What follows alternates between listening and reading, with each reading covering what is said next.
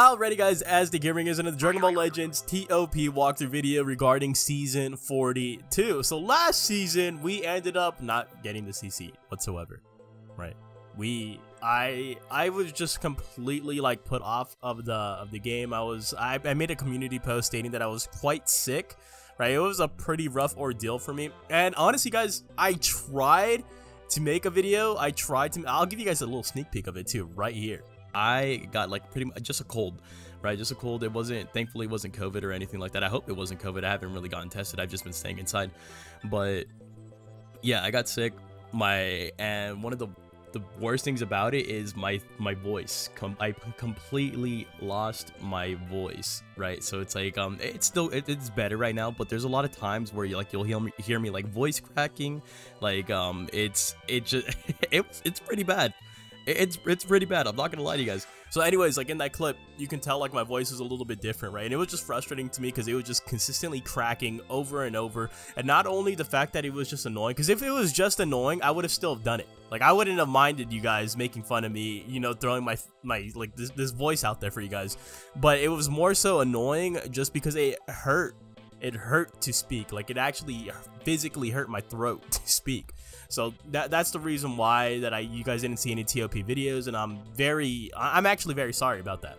But I am feeling better. I think the only thing that has been persistent here is the cough. And I feel like that's always the case when you get sick, right? It's like the cough always will linger on for longer than it should have.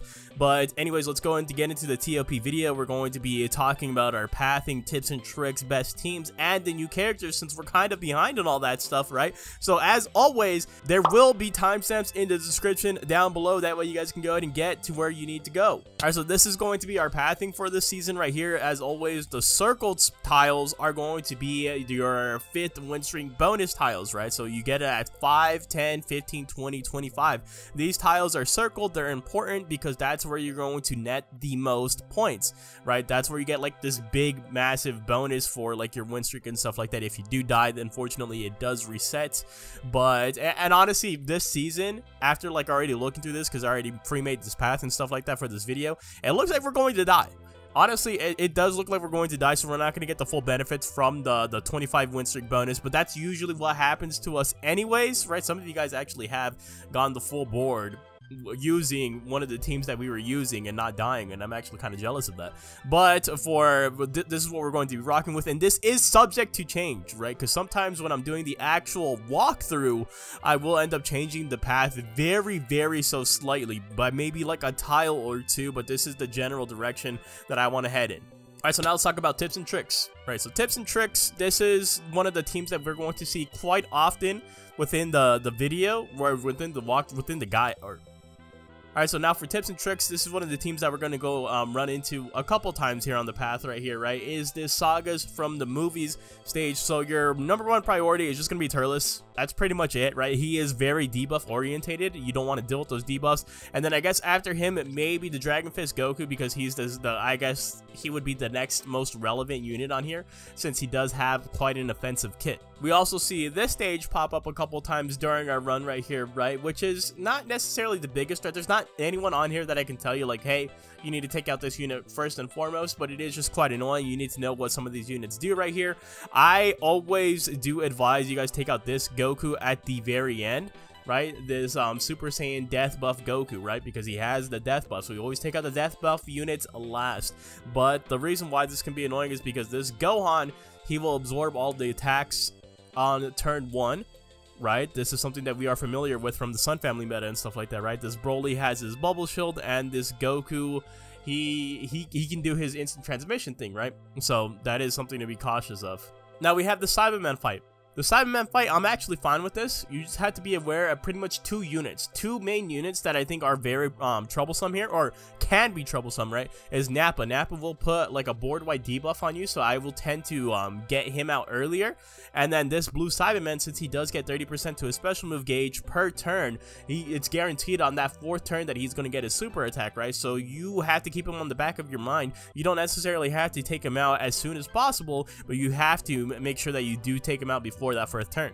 And then we have the infamous Yellow Kid Gohan stage here as well. Yellow Kid Gohan, he is going to be your priority right here. If you do come across this fight, I always talk about it, you want to get him out of the way, right? Because his gimmick is that for per dead ally, like if Bulma dies, he gets super attack, right? And so even after that, if you kill Bulma and then you kill Piccolo, he's going to get another super attack, right? So that's 2 super attacks that he's going to be possibly getting. He can get up to 5, right? You don't want him doing that at all. And then you also have Beerus up here who can stun you at the start of turn 2, right? He uses his green card, he stuns one specific unit. It's random what unit that is, but if you can get both of those kills in turn 1, that is optimal. So, you know, work around your super attacks and stuff like that. Pay attention to your attack order.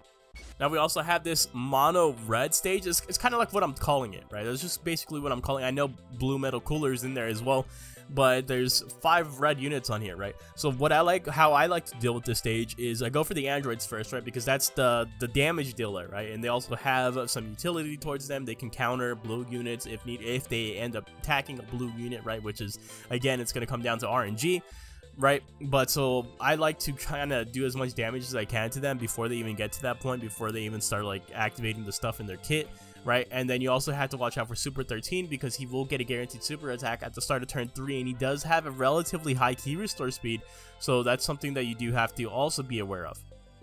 Now we also have this girl stage that you do see back to back. So what I'm going to do to deal with this stage is, or honestly personally it's kind of hard to say, so optimally if you can get the droids out of the way in turn 1 and kill Mai before the end of turn 2, I think that is optimal. This is a 3/5 stage, by the way, so I do believe that is possible, especially once again if you do have super attacks in mind, right? If you do have super attacks built up, that is.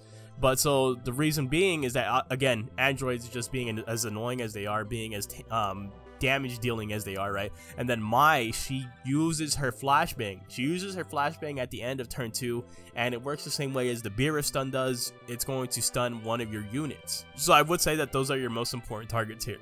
So we also have this newer fight right here. It's a boss fight, right? It's going to be against sagas from the movie, so this fight can be quite annoying, right? Because they all work with each other. I would say that one of your main goals here, or one of your earliest priority targets, is going to be this Thouser, right? Because he does buff a specific cooler unit in range. I believe it is only 1 block, so he can only buff 1 cooler unit, but obviously there's 3 cooler units on here, right? And the biggest worry here, for me at least, is the Legends Limited cooler, right? Because he has, again, an offensive based kit. He's not going to super attack you or anything like that, but he is going to lay the beat down on you. And so I would probably go for Thouser and then this cooler, right? Get those 2 out of the way. I think those are the most important targets. And then I typically go for this Bird Coup, is what we've dubbed him, this Super Saiyan Goku right here. I usually go for him last because he heals.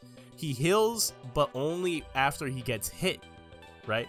But at the same time, you also want to go for this cooler last too, right? This purple one, because when he gets hit, he buffs sagas from the movie's allies. So you want to just save those 2 for the end, right? So 5 and 6 will belong to these 2 units right here. I don't think it really necessarily matters who you take out first, but as long as you take into consideration of your own attack order, who is it going to be more optimal for your own attack order to attack first. So we also have this God Key fight. I don't really have any tips for this. It's just going to be annoying. I can just make you aware of what you guys should be doing right here, right? I would personally go after Beerus first. Then Vegeta Blue, and then the Legends Limited Vegeta. Right, the reason why I do this attack order is because Beerus, again, he can stun you at the start of turn 2. Vegeta Blue does have the opportunity or the potential to attack you 2 times in 1 turn, and my RNG is so bad in this game that seems to always happen, right? And then the Legends Limited Vegeta, just because of I think he would be kind of like, you know, he's a little bit more threatening than the Red God Goku or the Red Tapion right there, right? MUI, I like to go for him last just because of the fact that he has the auto dodge, right? So when I go after him, I want all, you know, I don't want to worry about any other enemy. Now we also have this Vegeta family fight, so we know the formation on this specifically, right? So that actually helps us in our analysis right here. So typically I would go for the Super Saiyan God Vegeta first, but upon further research, right, this GT Vegeta, I was actually told this by you guys, that this GT Vegeta applies debuffs at the start of the 2nd turn, so he actually may be priority in terms of who you're attacking first right here, right? But the problem with that though is when we do look at the formation and what happens in this in game is that this Super Saiyan God Vegeta, he has an unrestricted cover change, right? He has that little cross arm guard mechanic, right? It doesn't matter what HP his allies are at, he will come in and save them as long as they're to the left or to the right of him. And unfortunately for us, this Vegeta does lie in that range. He does get in that range into which this Super Saiyan God Vegeta will cover. I still think I would attack this GT Vegeta first though, but if you do have the means to kill both of them in turn 1 without even having to worry about it, then I would say the optimal thing to do is go for Super Saiyan God Vegeta first and then for the GT Vegeta. Death Buff Vegeta will always be killed at the end. And then lastly, for the final boss fight, we're going against this stage right here. Main target is going to be this Gogeta right here, right? This Gogeta can get a super attack at the start of turn 3, and on top of getting that super attack, he also can hit you with the stun.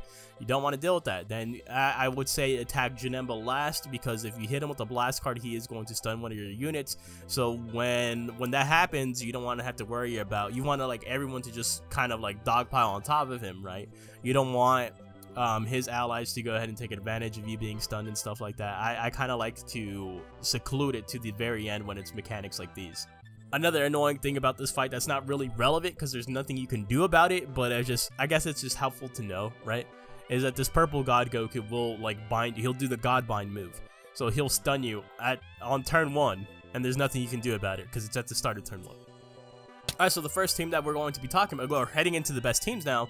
First team is going to be the Ginyu Force. So we do have the current rank 1 player right here, right? That is subject to change as well because the leaderboard is consistently shifting right now. Everything's pretty close. But we do have the Ginyu Force, right? So you have my screen, you have the screen to the right of me. What basically happens here is I don't think any of these guys are really that special, but the reason why they're working so well together is because they're a full Z tier team, so you're netting a lot of points from that. But they I think pretty much all of these guys have stuff that buff each other, like regarding to having Frieza Force members. Like this Goldo specifically at the start of battle, if there are at least 3 other Frieza Force remaining, you get 35% to your blast damage, and you automatically upgrade your special move arts, meaning that he doesn't really need the yellow tiles here. You also have units like Jis, who you basically, a lot of these guys have this one right here, right? So at the start of turn, per ally tag Frieza Force plus 5% to blast damage. So you multiply that by 6, right? So you get like 30% to blast damage right there.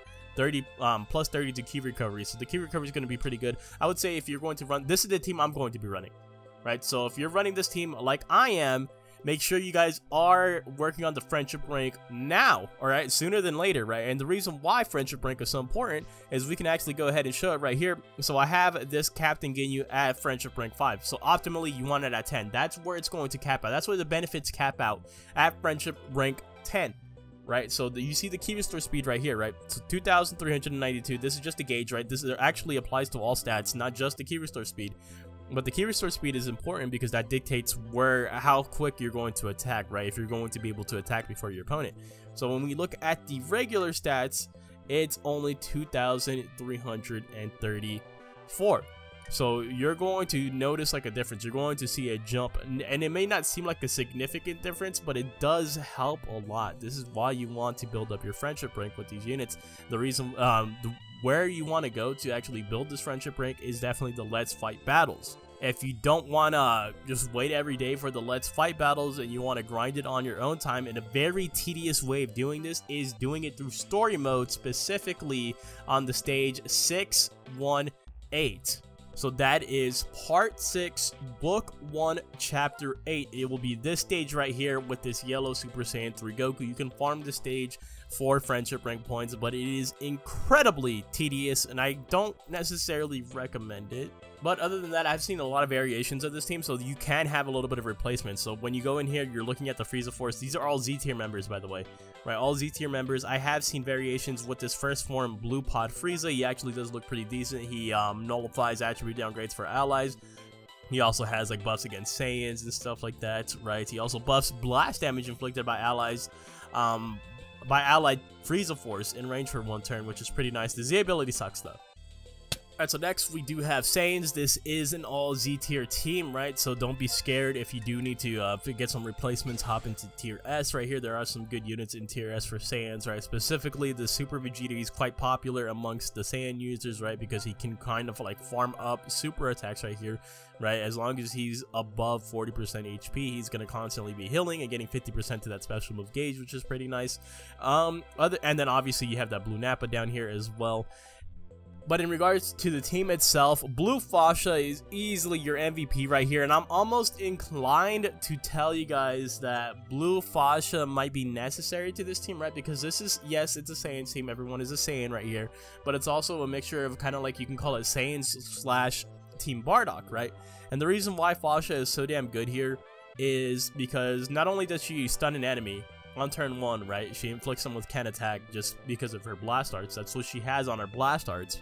But at the end of the second turn, she heals Allied Tag Team Bardock by 3% and gives them 50 to ki recovery. She is definitely like the MVP for this team. I also do like this EX Baby Vegeta, right? I didn't think he was going to be that good, but I was seeing a lot of people use this man on their team. And so I was like, okay, hold on, let me like reread his kit and stuff like that, right? Because he actually does buff Saiyan, right? So he does buff Saiyan alongside GT.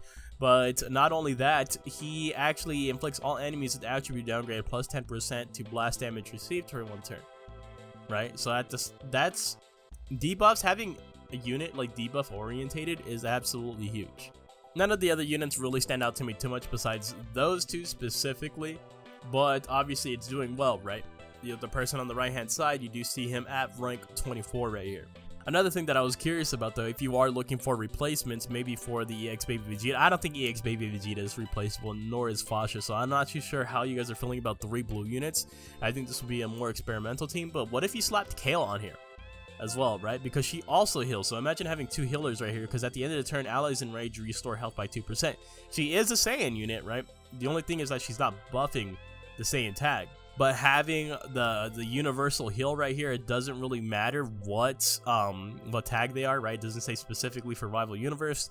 The only thing about that is that she does have a specific damage buff for Rival Universe or girls, which only her and Fasha are going to be receiving. Let me know what other replacements you think would be good for this team, would be suitable for this team.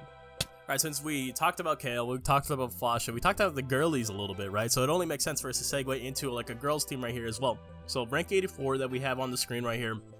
I feel like girls team has been relevant for quite a bit with the newer seasons right here, right? This actually might be a good investment for you guys to make, like just in general for TOP, right? For whenever they come back into meta. So if you do have no one to work on friendship rank, I would just probably advise start working on some of these guys right here, right?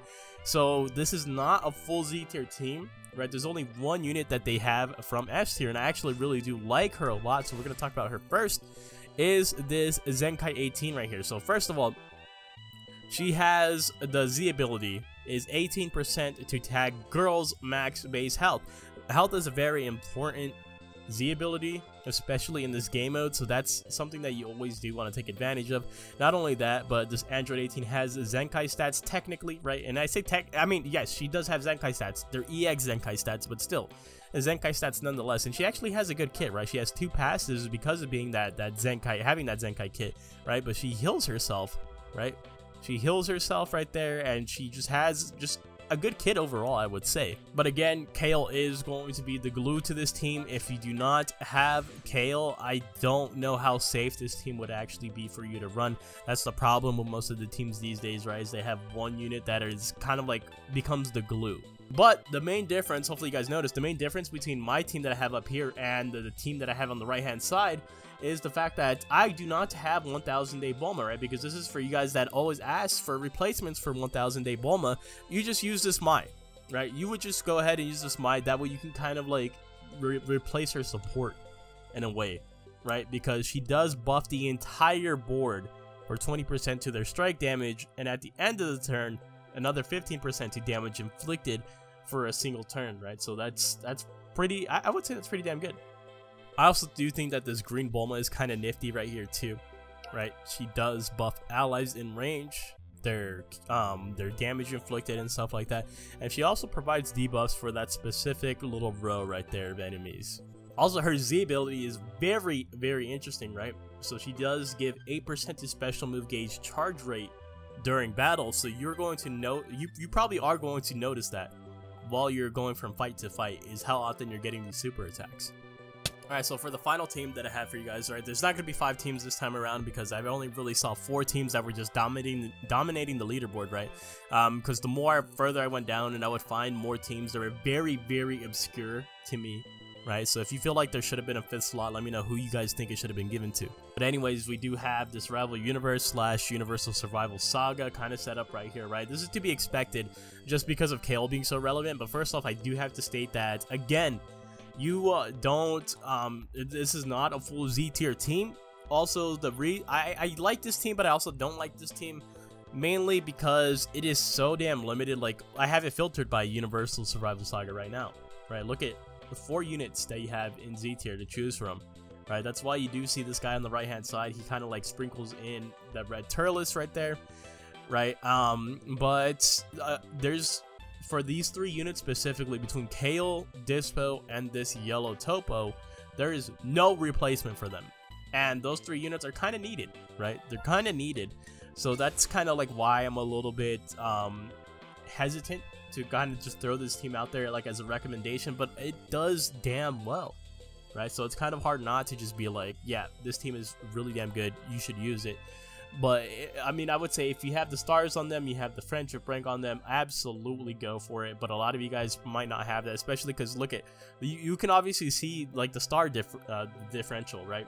Like, look at my Kale, 4 stars, my Urine 2 stars, my Turles 2 stars. Like, I've had the Kale perform well, but when you're just having so many units that have low stars right there, like it almost becomes somewhat of a burden. But MVPs here, obviously Kale. Again, this is a team that kind of like relies on Kale, especially for heals and stuff like that. And this red Turles, the reason why he's here is because his kit is just so good, bro. He heals himself, he provides debuffs, like I don't know. This guy's TOP kit is just is insane, especially for an extreme unit.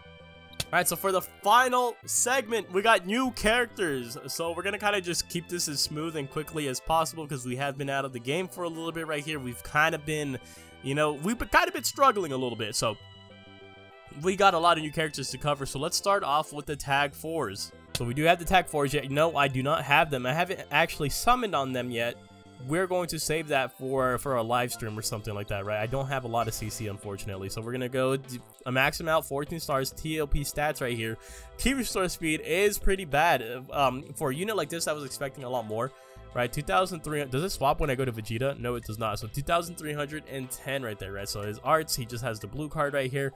So I'm prepared for this to be an essay. So he has a lot of multipliers right here, like 80% to damage inflicted, minus 25% to damage received, all that good stuff. Plus 25% to key recovery, though. That's really good, right? Them getting 25% to key recovery. It's kind of hard, though, just being like, oh, Legends limited units, they're absolutely amazing. They have essays for kits, right? Because they always get shafted in terms of tiers, right? They don't let them be like good tiers, especially even when they drop, which is kind of odd for them, right? Because you think that, I don't know, I'm not even going to talk about it. I don't want them to do anything devious. But so at the start of the second turn, they activate the green card. They heal themselves by 2%, more damage inflicted, more key recovery, add 20% to special move gauge. Wow. They have a cover change, a strike arts cover change that is restricted by health. They have to be 30% or lower and in range. And on attack against unfavorable element, 15% to damage inflicted, performs the tag switch, and it only activates once. Okay, it only activates once. And then before receiving a strike, blast, or special move arts against unfavorable element, tag performs a tag switch and reverses the element effect, so it activates twice. This effect will activate even if an ally performs a cover change. Okay. I thought it was actually going to be a lot more than this, but obviously it's still good nonetheless. Alright, so next we have Android 17 from GT right here, right? We're going to go ahead and display his maximum stats. I expect this guy to be really good, actually. So TOP stats. Key restore speed 2,333. That's pretty low, too. I hope he has like a percentage buff in here. Just has a standard blue card. Embedded evil. On hit, target is tagged some family or android. 20% to damage inflicted. More damage inflicted right here. Ooh, 30% to special move gauge charge rate. I think that's valuable. Right, and he applies the fact restores 15% of damage received up to 15% of his own health. I kind of do like that. I'd rather him just heal a certain percentage, but that's fine too. At the end of the second turn, you activate your special, your green card, 30% to damage inflicted, and 20% to key recovery. So at the end of the second turn, so heading into the third turn, that's where you're going to get like a key recovery buff. I kind of don't like that, right? I kind of don't like that. So at the start of the first turn, multi-target. It has an interesting little range right here too. 10% to damage inflicted by Tag GT or androids. Oh, so he's going to be pretty good for androids, I believe. And you inflict all enemies with attribute downgrade plus 10% to damage received for 2 turns. That's pretty damn good. And at the end of the turn, if your own health is 50% or below, you restore your health by 2%, activates twice. And 15% to special move gauge activates twice. I really wish that wasn't restricted by HP, but it's fine. On Blast Arts hit, all enemies inflicts attribute downgrade plus 5% to damage received, and on special move arts hit, self minus 10%. I think his kit is better than the Force kit, low key. I don't know, maybe that's just me because I like to support characters more. I like the units that like buff the other units a little bit more, because obviously the 4s are going to be dishing out the damage and stuff like that, but I like this. Alright, so let's just go through the banner right here, right? So we'll go for the EXs now. So Extreme Oob. Max the stats out real quick. TOP stats right here. Also remember, this is all at friendship rank 1, so this can increase by at least 150, right? Or in that range at least. So key restore speed 2354, not that great. Majin Beam, he only has 1 passive because that's just how the EX units work. So 70% to own damage inflicted at start of turn, or start of battle, my bad. Minus 10% to own damage received, and inflicts enemy with attribute downgrade plus 20% to damage received for 1 turn. Is that to all enemies? It doesn't say all enemies, but it says multi-target. The start of own turn, own health is 60% or below. I do not like those restrictions. Restores own health by 2%, 20% to damage inflicted, minus 15% to own damage received, and plus 15% to own special move gauge activates twice, which is, again, it's valuable. It's not as good as just having straight up 15% to your gauge. Or wait, no. It's not gauge rate. It's just straight up to your gauge. Okay, so I do like that a lot. And you inflict enemy with attribute downgrade minus 5% to damage inflicted. But like all enemies? It says multi-target again, but it doesn't really say like a range on the enemy board, right? So I don't know. I would assume it's all enemies. Maybe. I don't know. He's alright. He's not the greatest, but he's alright. Alright, so now we have EX Omega Shenron right here, right? So maximum stats, once again, TOP stats, 2,407 in key restore speed, so not bad, right? Because everyone has been like at 2,300 right here. Let's negative Karma Ball. Once again, 1 passive right here. Start a battle if there are 4 or more tag GT or tag powerful opponent characters. For himself, you get 70% to damage inflicted, minus 15% to damage received, and plus 60 to key recovery, which is not bad. And on a Blast Arts attack, he gets 20% to blast damage inflicted for 2 turns, and 5% to special move gauge. So that's pretty good, I would say, honestly, because there's 4 turns. What, you're going to be getting 20% to your special move gauge every fight? I don't think that's that bad. And on special move arts hit, you restore your own health by 5%, and you inflict all enemies with strong poison for 2 turns. I don't know how strong that actually is. I don't know how much damage that's like, gonna tick for, but collectively, I imagine it would be a lot. I think he's better than Oob.